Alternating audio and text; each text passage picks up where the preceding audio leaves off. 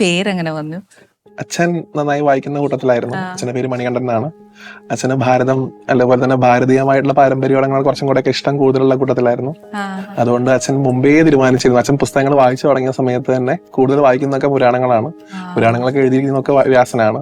അപ്പം ഒരു ആൺകുട്ടി ഉണ്ടാവുകയാണെങ്കിൽ വ്യാസൻ എന്ന് പേരിടണമെന്ന് ആദ്യം വിചാരിച്ചിരുന്നതാണ്. എന്റെ അനിയന്റെ പേര് വളരെ കോമൺ ആണ്, വിഷ്ണു എന്നാണ്. വിഷ്ണു ജോലി IT വർക്ക് ചെയ്തു.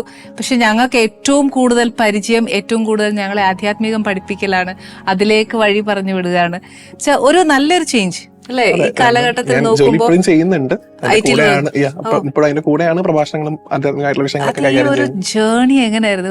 ഒരു പാളം തെറ്റി ഇങ്ങോട്ട് ട്രെയിൻ പോവാന്ന് പറയില്ലേ എന്ന് പറഞ്ഞു? അങ്ങനെ കൂടുതലായിട്ട് പറയാൻ സാധിക്കുമെന്ന് അറിയില്ല. ഇപ്പൊ അതായത് ഞാൻ വളർന്നു വന്ന ഗ്രാമം, ഇപ്പൊ മണ്ണാർക്കാട് എന്ന് പറയുന്നത് വള്ളുവനാടൻ പാരമ്പര്യം പറയുമ്പോൾ നമുക്ക് ഈ സനാതനമായിട്ടുള്ള പാരമ്പര്യങ്ങൾക്കൊക്കെ വളരെയധികം വളക്കൂറുള്ള മണ്ണാണ് മണ്ണാർക്കാട് എന്ന് പറയുന്നത്.